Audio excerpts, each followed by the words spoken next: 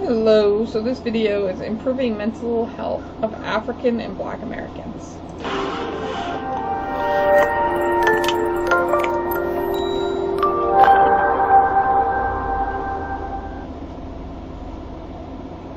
I'd like to welcome everybody to today's presentation, but before we get started, I did want to let you know about an intensive wellness retreat and conference that we are going to try to be holding, and I say try, that's assuming the cruise lines are sailing, on February 7th through 13th of 2021. You can learn more about that at allceus.com/cruise, but during that cruise period, you can actually earn up to 30 face-to-face CEUs.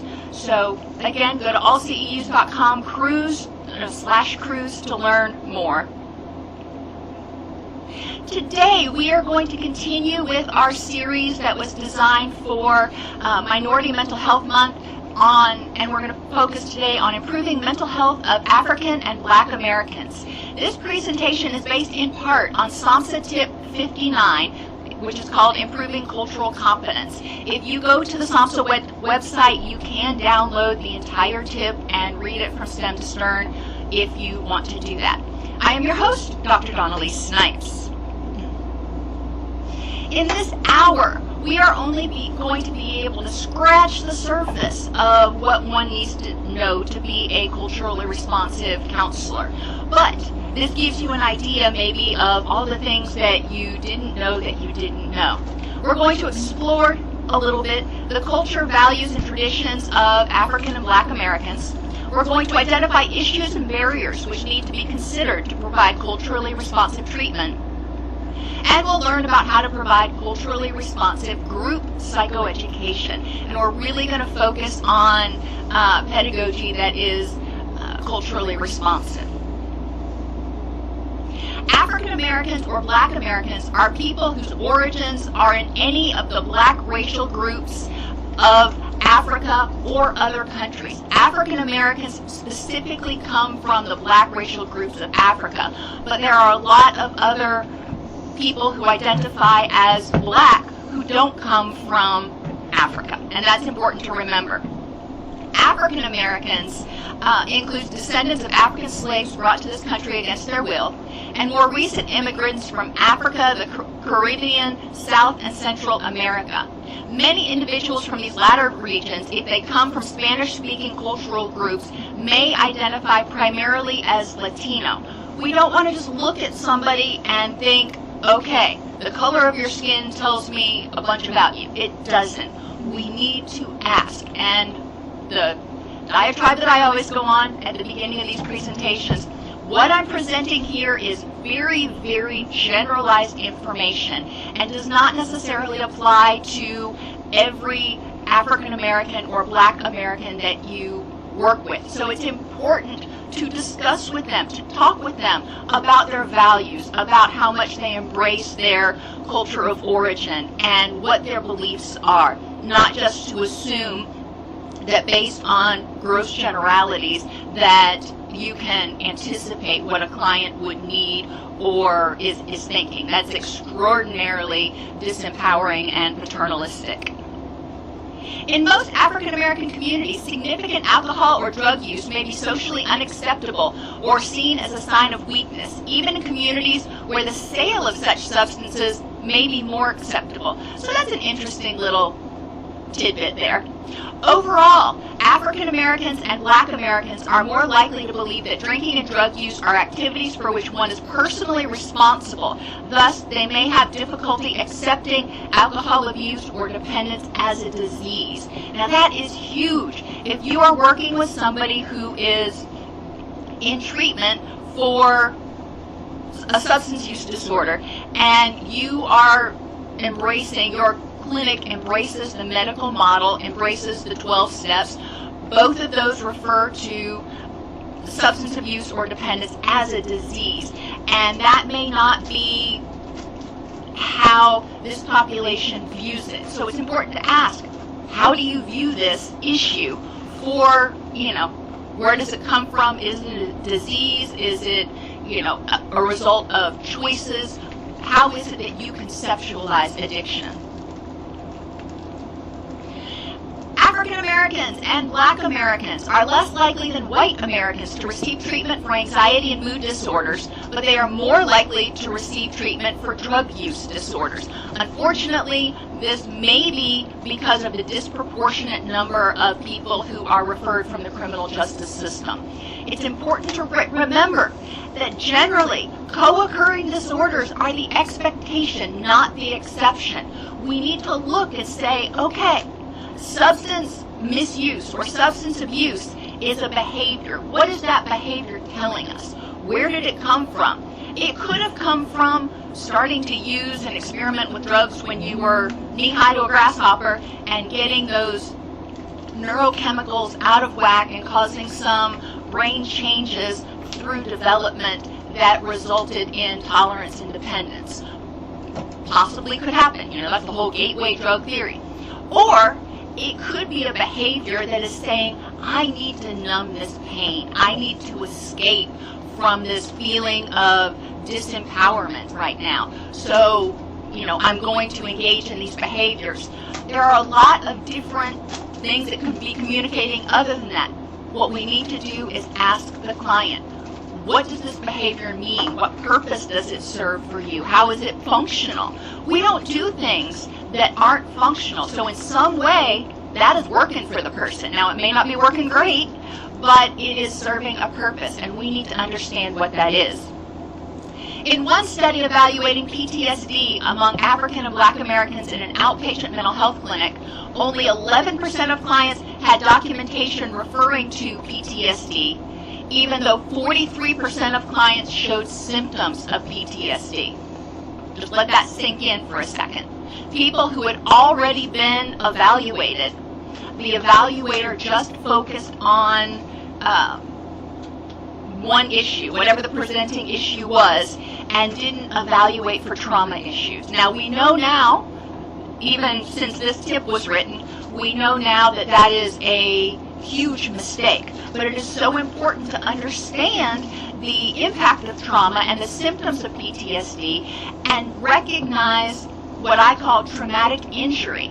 Even if it doesn't rise to the level of diagnosis by the DSM of PTSD, we need to recognize the symptoms, the hypervigilance, the agitation, the flashbacks. There are a lot of issues that may come up for African and Black Americans that we need to be aware of and recognize how that impacts not only their treatment, but how they interface with our treatment staff, how they feel about our treatment center and the system, how they feel about a bunch of things. We need to recognize the symptoms of PTSD. Again, even if it doesn't rise to the level of diagnosis. African and Black Americans are more likely to be diagnosed with schizophrenia and less likely to be diagnosed with affective disorders than white Americans, even though multiple studies have found that rates of both disorders among these populations are comparable. We want to look at why is it that African and Black Americans are more likely to be diagnosed with schizophrenia than white Americans, and in what ways are our assessment instruments biased. African Americans and Black Americans are about twice as likely to be diagnosed with a psychotic disorder as white Americans, and more than 3 times as likely to be hospitalized for such disorders. So they are more likely to be diagnosed with schizophrenia or psychotic disorders and disempowered by a paternalistic system that hospitalizes them. We do want to pay attention to this. For an overview of mental health across populations, refer to Mental Health United States 2010. It's a SAMHSA publication. It'll go into more statistics and details. You don't need to know all these facts. What I want you to focus on is the fact that it appears that a lot of our assessment instruments and or assessors are not culturally responsive, that they are biased toward white American symptoms and values. Blacks were much more likely to receive mental health services from general practitioners than from mental health specialists. We've seen this repeatedly throughout the different presentations in Minority Mental Health Month. A lot of cultures, including the African American and Black culture, may somaticize their symptoms more. Partly because, think back to that last slide, when they go into mental health treatment, they're not getting accurate diagnoses or adequate diagnoses, and they're getting involuntarily hospitalized more than others. That's, a big red flag for me. But also culturally, it may be more acceptable to present with fatigue, with restlessness, and some of the physiological symptoms of mood disorders. Blacks and African Americans were significantly more likely than white Americans to have an undetected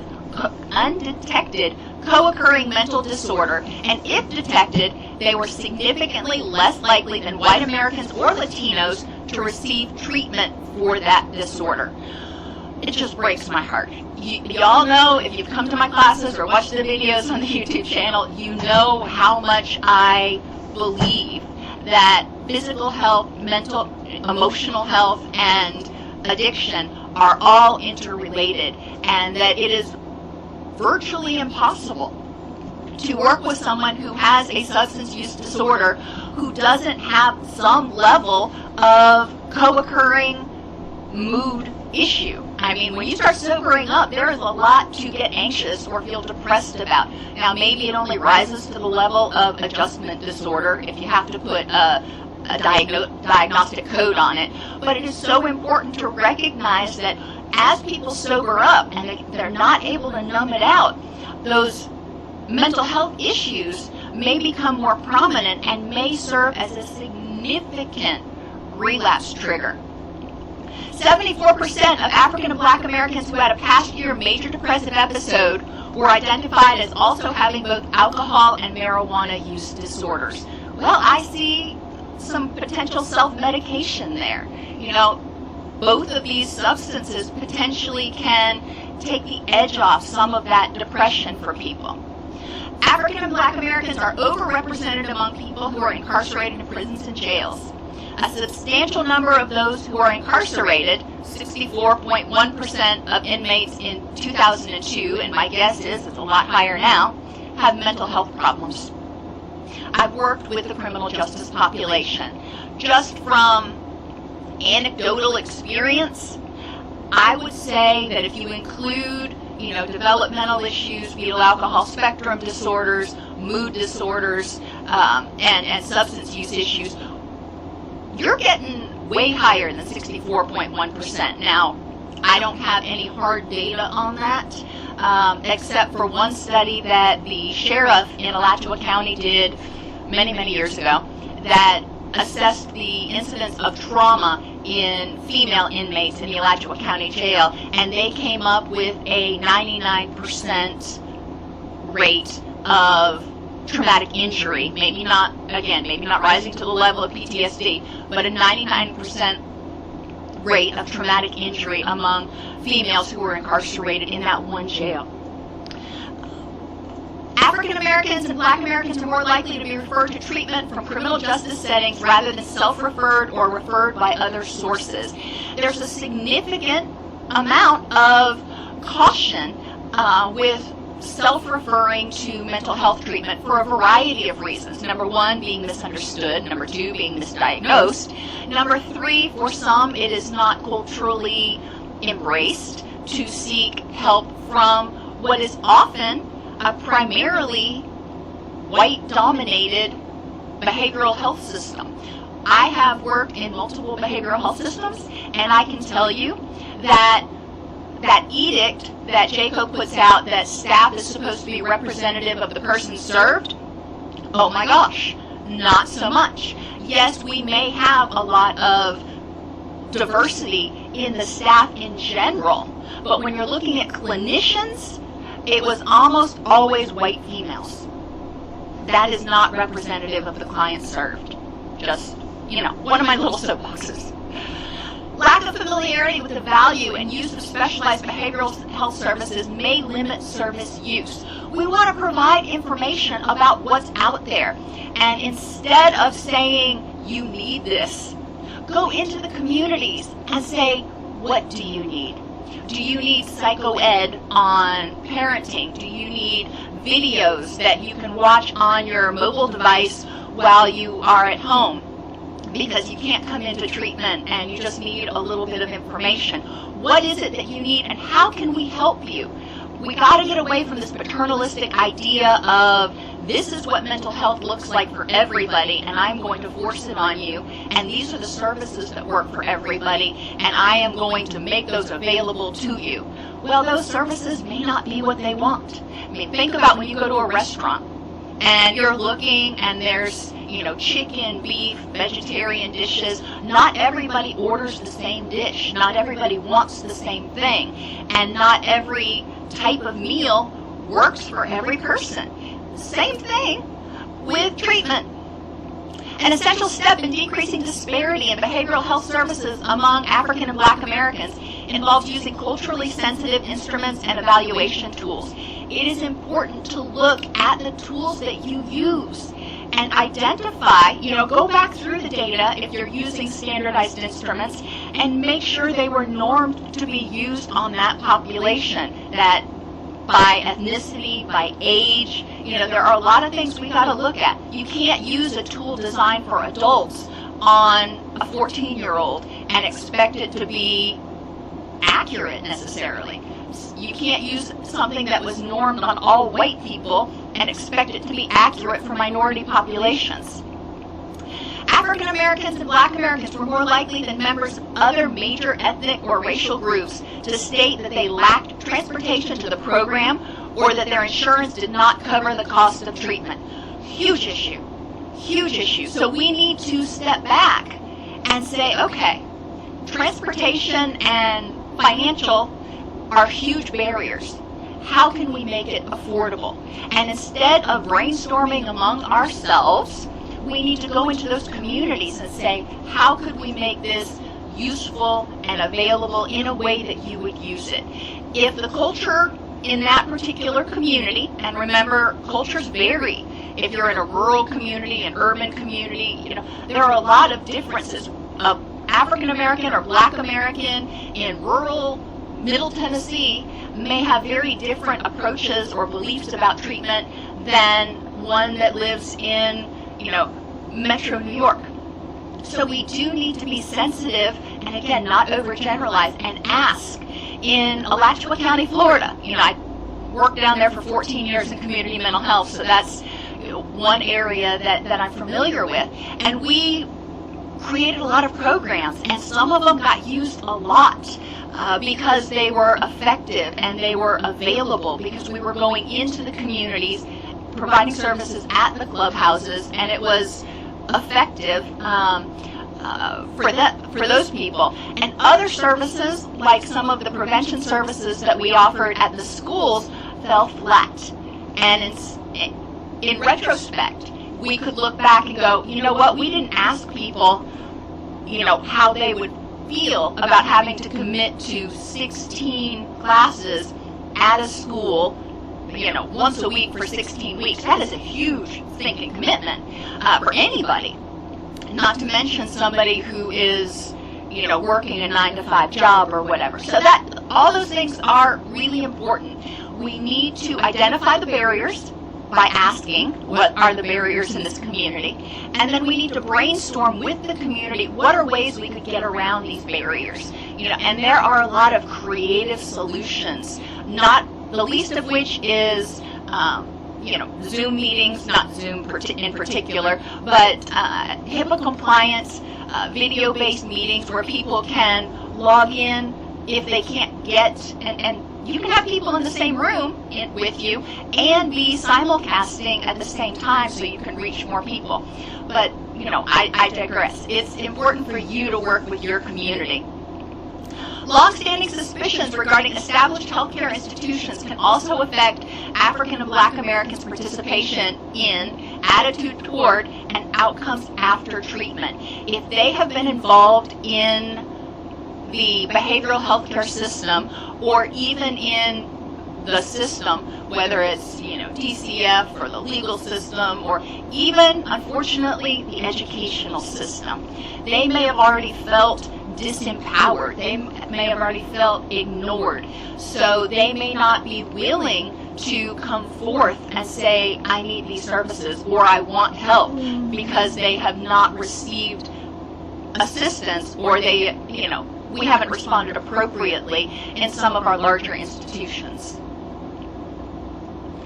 Attitudes towards psychological services appear to become more negative as psychological distress increases. Well, the more helpless and hopeless they start to feel, guess what? The more disempowered they start to feel.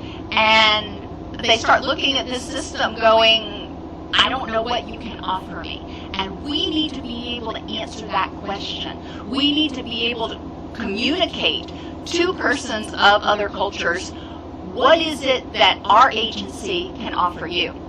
In many African American communities, there's a persistent belief that social and treatment services try to impose white American values. It's important that you evaluate your own cultural practice as well as your agency's practices, from check-in to how you handle data, to how you interface with people, to the expectations of, for example, having transportation. Evaluate for cultural responsiveness and cultural insensitivity. African and Black Americans, even when receiving the same amount of services as white Americans, are less likely to be satisfied with those services.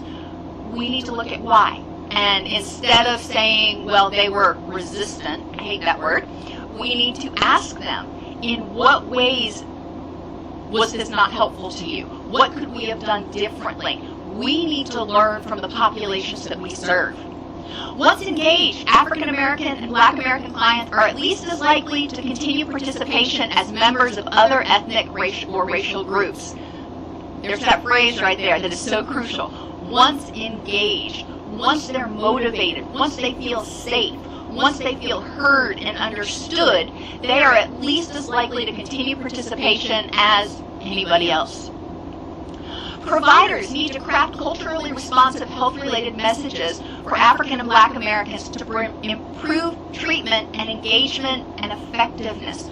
We need to find out, what messages are they receiving right now that are off-putting, and what messages might we be able to communicate that would help the community feel understood. And part of that, I believe, is just getting into the community and talking with them and empowering them to have a voice. And then, oh my gosh, guess what? What does that communicate? That communicates, I am interested in you. I value your opinion. I want to make this environment safe and helpful. African American clients generally respond better to an egalitarian and authentic relationship with counselors. Request personal information gradually rather than attempting to gain information as quickly as possible. So when you go in for your assessment with a client, don't sit down and start interrogating them. Please, explain to them what the process is going to be like. And, maybe if you've got a lot of those demographic questions that you have to go through, apologize. Say, I'm really sorry. I know this makes you feel like a number, and I hate having to ask these questions, but at least acknowledge and empathize with the person how they might be feeling. Avoid information gathering methods that the client could perceive as an interrogation. If you need data for some reason, which we all do, especially if you're working in community mental health, tell them why you need the information. A lot of times, most of the demographics can be gathered from a sheet that the client fills out themselves before they even come back. Try to minimize any demographic information that you've got to collect and stuff. Any questions that might seem like you're just sitting there interrogating them, so you can get down to the nitty-gritty and start learning about the person and why they're there and how you can help. Be willing to address the issue of race and to validate the African American or Black American clients' experiences of racism and its reality in their lives, even if it differs from your own experiences. Their experiences are theirs. You have no idea what it's like to be them. And we can ask, we can talk about it, but, a lot of times, especially if you are, a white American female, you're not going to quite get it. So let's talk about it. Let's hear about it. Help me empathize. Help me understand. Racism and discrimination can lead to feelings of anger, anxiety, or depression. These feelings are pervasive. Counselors should explore with clients the psychological effects of racism and develop approaches to challenge internal negative messages that have been received or generated about race. Now, I say that, but I also say at the same time, not all Black or African American clients are going to see this as an issue for them or feel like it's something that they need to discuss. So it's important not to push this agenda on them either. Open the door. If they feel it's an issue, let's talk about it. If they don't feel it's an issue, that's okay too. The same sort of thing is true in trauma-informed care, because in trauma-informed care, we recognize that most people have experienced traumas in their life. And, every experience we have affects us. However, not everybody believes that the trauma is currently impacting them, or do they want to go there, so to speak. And we need to be sensitive to those things. 6 course principles. Discussion of client substance use or mental health issues should be framed in a context that recognizes the totality of life experiences faced by African and Black Americans. Equality is sought in the therapeutic counselor-client relationship, and counselors are less distant and more disclosing. It's important to be real, to be authentic. Go figure. Emphasis is placed on the importance of changing one's environment, not only for the good of the client themselves, but also for the greater good of their communities. And there is a strong community component for a lot of Black and African Americans that we can pull on, that we can help them nurture in order to heal their communities. Focus is placed on coping strategies and solutions that underscore personal rituals, cultural traditions, and spiritual well-being in some cases. Remember, not everybody is going to embrace their spirituality or their cultural traditions. So we need to ask the clients solution-focused questions. What is it that has helped you with this issue or something similar to it in the past? What types of things do you think might be helpful to help you improve how you're feeling right now? Ask questions. Recovery is a process that involves gaining power in the forms of knowledge, spiritual insight, and community health. Recovery is framed within a broader context of how recovery contributes to the overall healing and advancement of the community.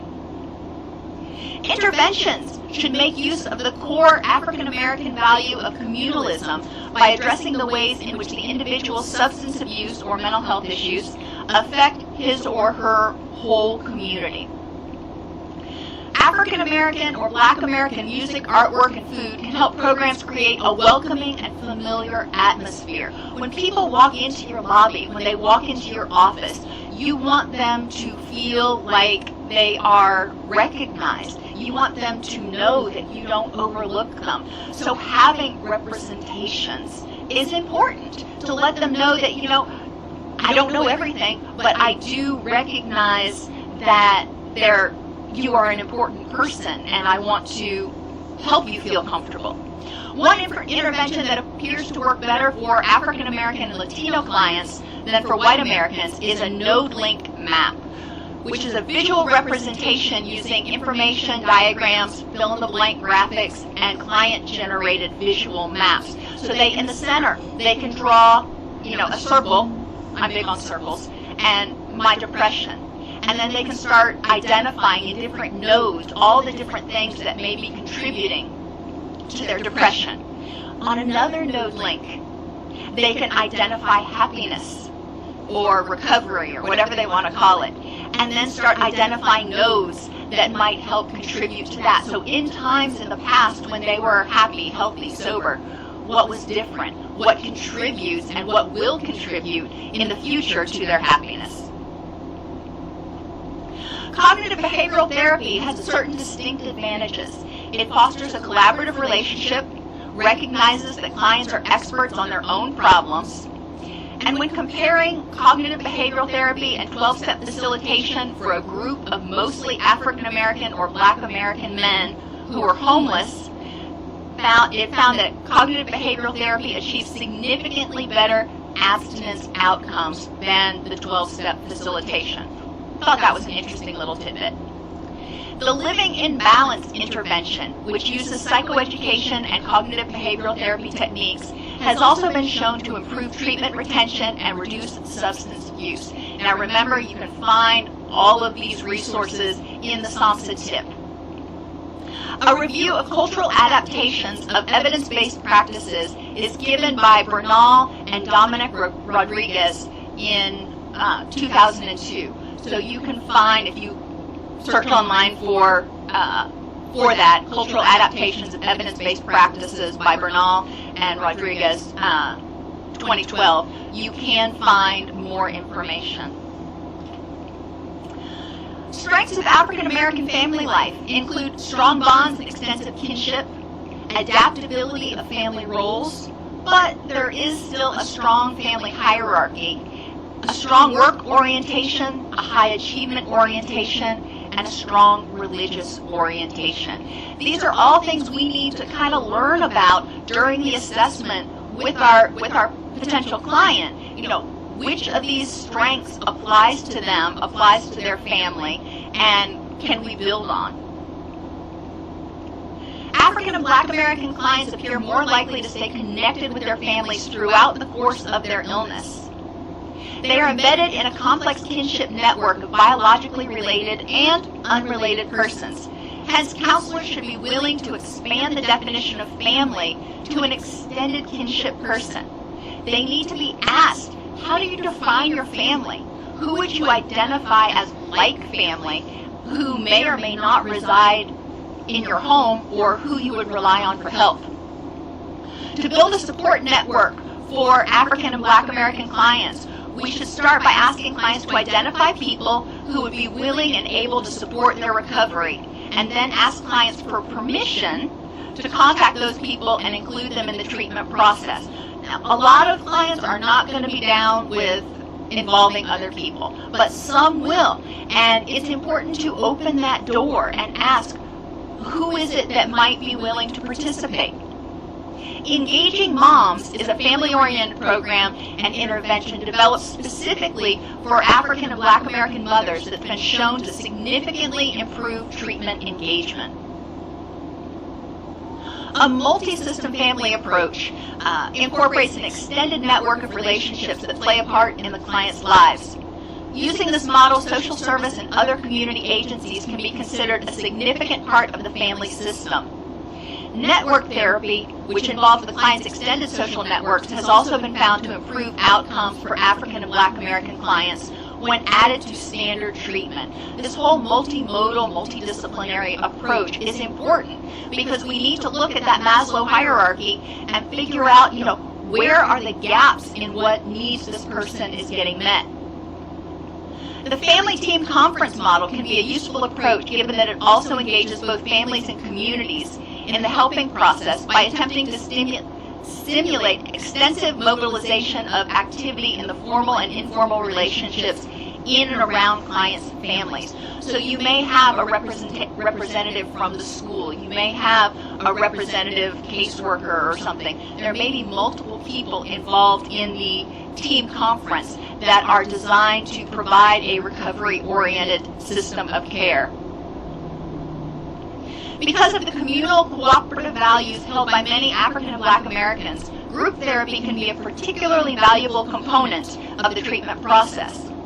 Speaking in groups is generally acceptable to African and Black American clients, but we should be aware that Black Caribbean Americans can be less comfortable with the group process, particularly the requirement that they self-disclose personal problems to people who are relative strangers. So you may need to have a closed group if you have people who are from the Caribbean.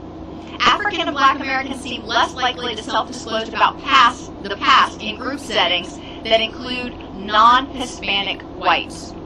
Something to be aware of. And I think part of this is because of the perception of lack of safety.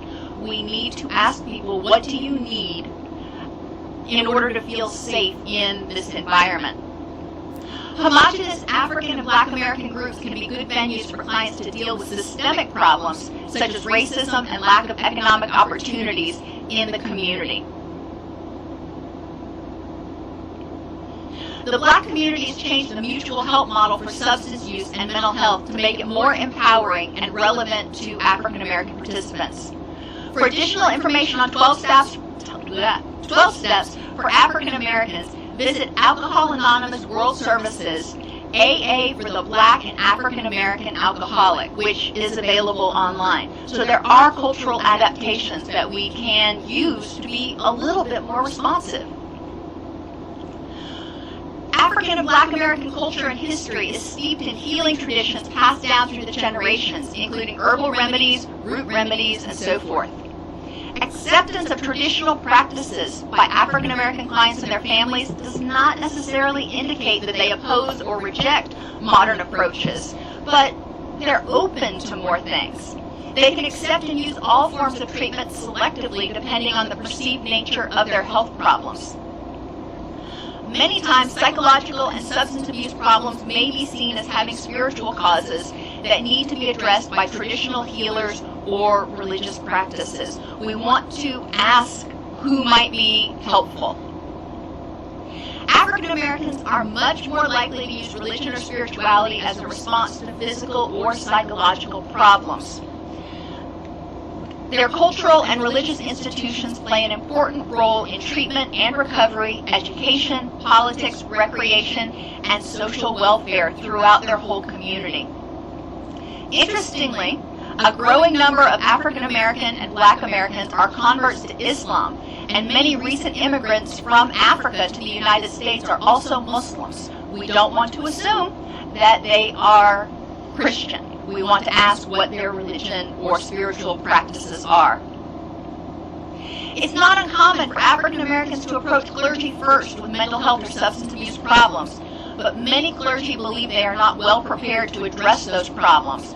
Light bulb, here's a great opportunity to involve clergy in your community, not just from the Black churches, but from all churches, to provide education, to provide basic tools, and to facilitate referrals when necessary.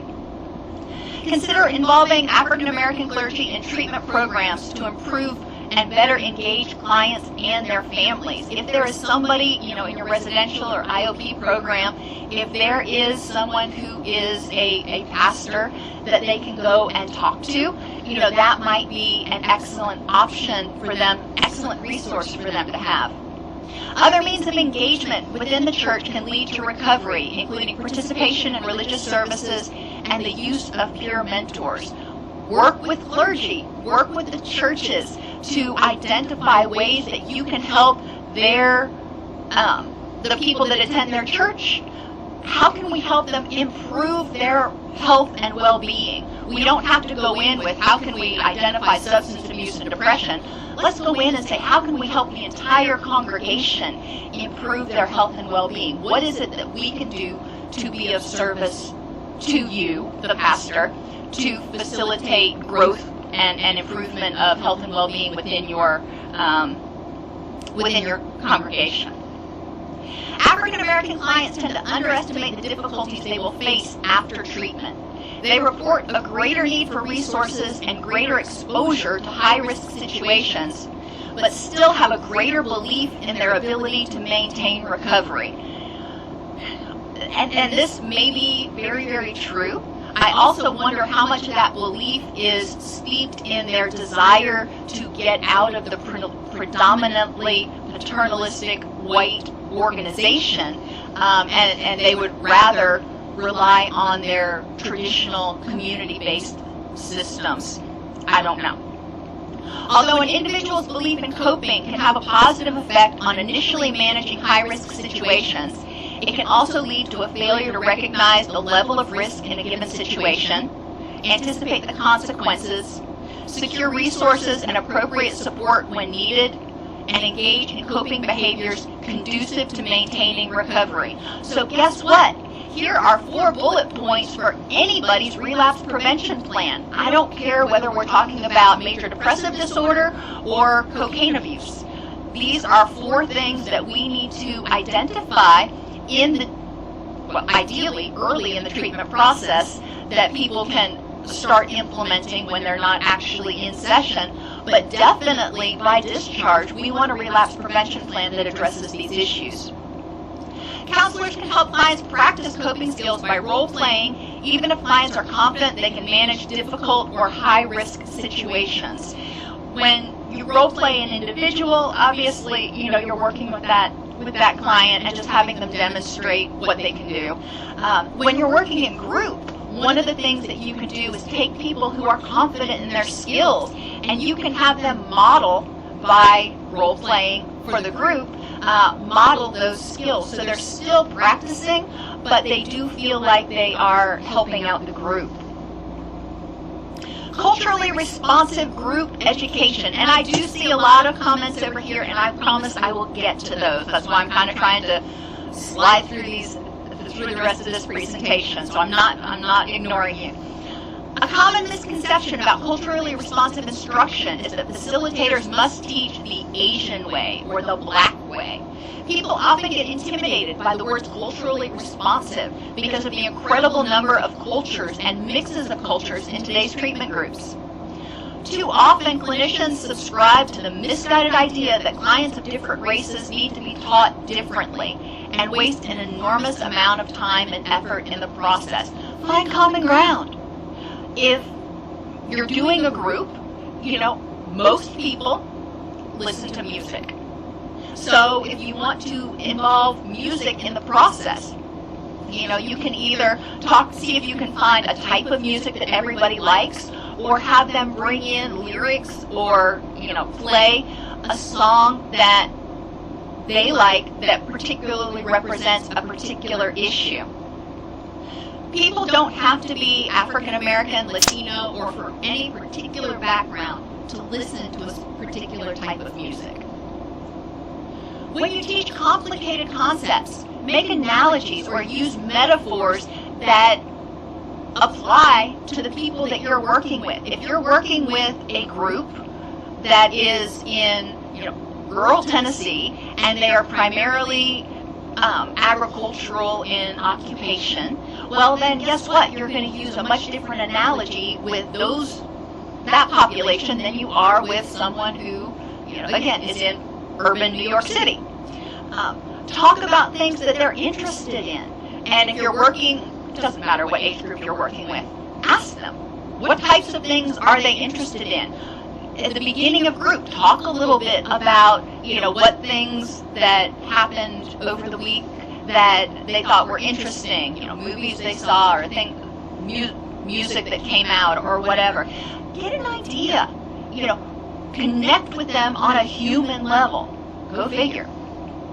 Teach the entire concept. Whatever you're teaching, it can be acceptance and commitment therapy or the ABCs of CBT or something completely different. Teach the entire concept in a way that all of your participants can relate and understand, using aspects of their cultures with which you are comfortable. You don't have to put yourself in a place where you're uncomfortable. But for example, when you're teaching mindfulness, you can teach the core of mindfulness, and then you can talk with your group about what mindfulness means to them, and if they have any things that they learned in their family that relate to mindfulness. Sometimes the word ritual doesn't hit really well. Meditation, vulnerability prevention, cognitive behavioral therapy, boundaries. There's lots of stuff that we teach, but we want to know what those concepts mean to the clients that we're working with.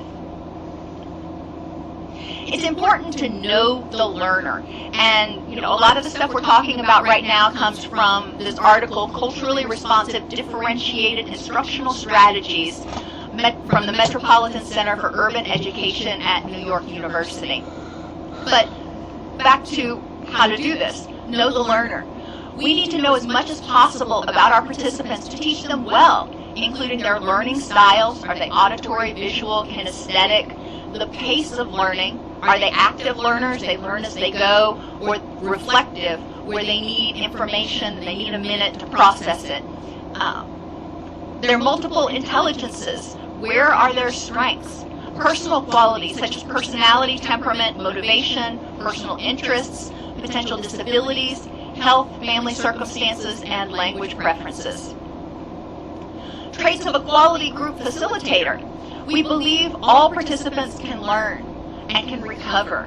We have the desire and capacity to differentiate curriculum and instruction for people. And we understand diversity and think about participants developmentally.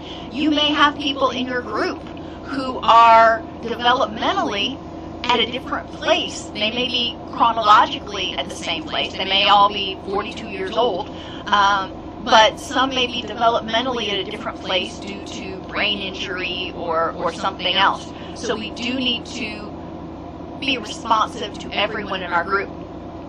And providing a quality curriculum that is interesting to the participants, relevant to their lives, appropriately challenging and complex, thought-provoking, focused on concepts and principles, not just facts, focused on quality, not quantity, stress depth of learning, and not just coverage for coverage's sake. We want to be able to have people walk out of each session thinking, okay, that was important for me to know because, which is why I usually start most of my groups with why this is important to your recovery. And then at the end of group, I have people go around and share what was one thing that they got out of the lesson that, or the group, that is going to help them in the upcoming week. Flexible teaching and learning. We need to include team facilitation, block scheduling, multiple different auditory, visual, kinesthetic resources. Not everybody is going to do well in a group where you sit in a circle and talk. Most people, I for one, y'all know I'm a visual learner. I've said that a bunch of times. I need to see things written on the board, or I need to be able to take notes. I need visual stimulation. Kinesthetic, role plays, skits, those sorts of things, even applying it on worksheets can also be very helpful. Instructional delivery and best practices includes flexible grouping, cooperative learning, learning stations and centers, individual treatment plans, and literature or learning circles. So thinking about how you could apply that in your settings. How can you engage in or encourage clients to engage in cooperative learning? At one of the facilities I worked at, we had a library where people could go. It was a safe place where they could go and learn, read self-help books, read some of the handouts that we had, and share with one another what they had learned. We had a lot of peer recovery specialists that worked really well. Assessment evaluation includes observations, skills, checklists, demonstrations, semi-structured interviews, and standardized tests. Not everyone is going to work for every person. We need to communicate high expectations consistently from both the facilitator and the whole treatment program, and with the belief that participants will succeed based on genuine respect for them and genuine belief in their capabilities. We need to use active teaching methods to promote student engagement by requiring that they play an active role in developing their treatment plan, in identifying the interventions that might be helpful for them. We need to have the leader serve as a facilitator, not a all-encompassing, I know everything, but we want to facilitate the learning process. Within an active learning environment, the facilitator's role is one of guide, mediator, and knowledgeable consultant. We want to put positive perspectives on families of culturally diverse participants because there's an ongoing participation in dialogue with participants and community members on issues important to them, along with the inclusion of these individuals and issues in group or program curriculum activities. Go out and ask what issues are important to the communities with which you are working. Make sure the lobby has reading materials about families and children from different walks of life. We want to maintain frequent communication with family members as appropriate. We want to attempt to relate all stories or anecdotes or messages to the personal lives of participants, what's going on right now. And concepts are linked to learning about families, backgrounds, and cultures. To maximize learning opportunities, facilitators need to gain knowledge of the cultures represented in their classrooms and translate this into instructional practice. When they do, they reshape their curriculum in a way that's culturally responsive to the background of the participants and uses a variety of learning strategies. Instruction is characterized by the use of culturally mediated cognition. How does this culture think, and what types of schemas influence their perception of things, and culturally appropriate social situations for learning that are culturally valued. Participants are often given opportunities to control some of the portion of the lesson, providing facilitators with insight into the ways that speech and negotiation are used in the home and community. So when we let people take a more active role, guess what? They're going to recreate in a microcosm what happens on the outside in the macrocosm, and we're going to see how they interact, how they talk, what things are important to them, how they set structure and boundaries. Related discourse instruction is also organized around low-pressure, student-controlled learning that can assist in the development of, in this case, academic language, but also health literacy. Gamification. Most games employ a lot of the cultural tools that you'd find in oral traditions, such as repetition, solving a puzzle, making connections between things that don't seem to be related. Some of the games that you might use that tend to spice up your group a little bit: Jeopardy, Taboo, lottery, different types of lottery games, and create a game, which is exactly what it sounds like. You say, okay, I want to teach this concept of serenity or acceptance or whatever. How could we turn this into a game? And have people talk, because in order to create the game, they have to understand the principles. So it's an interesting way to get them to work together in a way that besides just lecture.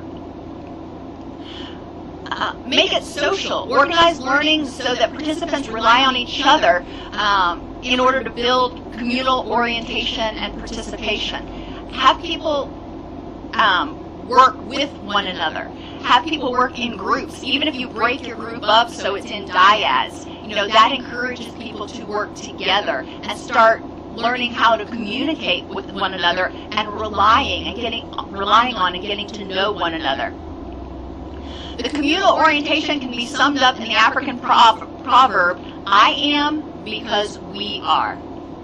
Even making learning slightly competitive in a good-natured way may increase participants' level of attention and engagement. Ask clients, how can we work together to solve this problem or prevent it in our children? Present sort of a meta-concept and have people discuss on a meta-concept level. What can we do? What are some ideas that we can use to address this issue?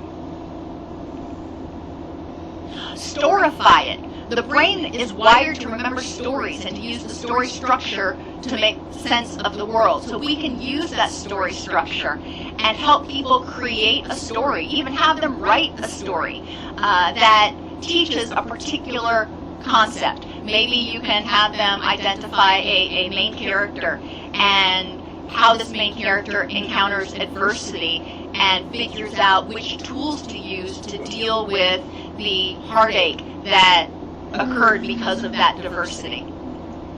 Diverse participants learn content more effectively if they can create a coherent narrative about the topic or process. It's the brain's way of weaving it all together.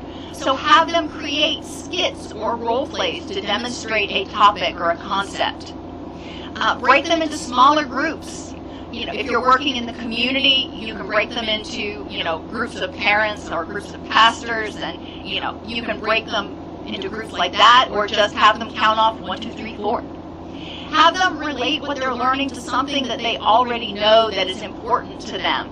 Music, the Bible, the Quran, a piece of literature, a current event, something that is meaningful to them, so how can they relate it? A lot of times right now when I'm talking about distress tolerance with clients and psychological flexibility, we're talking about, guess what? COVID. We're talking about social unrest. We're talking about racial issues and how people are experiencing those. And we're relating what we're learning to how they're coping with all of those things. Explore the culture, values, and traditions of African and Black Americans to include communalism and the importance of spirituality for many clients. Not all clients. And as I've said repeatedly in this presentation, we can't lump anybody together, you know, just willy-nilly without asking them, because every individual is unique. And it's important to remember that. But this gives you some broad information to go, oh, I never knew that. Let me go back and do some more research about, for example, my assessment instruments to see if they are culturally biased. Let me do a little bit more research on this topic over here that we touched on in class, because that might be impacting engagement. It's important to identify issues and barriers which need to be considered to provide culturally responsive treatment, including ineffective assessment tools, lack of insurance or transportation, and lack of awareness of the types and benefits of counseling services. Again, we don't want to throw this at them, say, okay, the research says you need these things in order to participate, so here they are. That may not be what they need or the way that they need it. So we need to ask them, you know, all the transportation in the world is not going to help a family or a person who's working 2 jobs and they don't have time off. They get paid hourly. So asking them to take off 2 hours to drive to an appointment, sit through an appointment, and leave an appointment to get back to work may not be plausible. So what else can we do to facilitate as much as possible recovery for that person? Learn about how to provide culturally responsive group psychoeducation, including how to teach the collective culture in a multicultural group and become a more effective group facilitator. And learn about a variety of evidence-based practices demonstrated to be effective with African and Black Americans. And you can go online and you can search the national database of evidence-based and promising practices to find such things that are specifically evaluated based on their effectiveness with different populations, with different cultures. Okay, like I said, I saw there were a lot of things here, so let me just scroll back. I am not aware of the research on post-traumatic slave syndrome, but you know, I will certainly take a look at it and add it as a resource in your class. So that's all I have for this topic. Thank you for watching.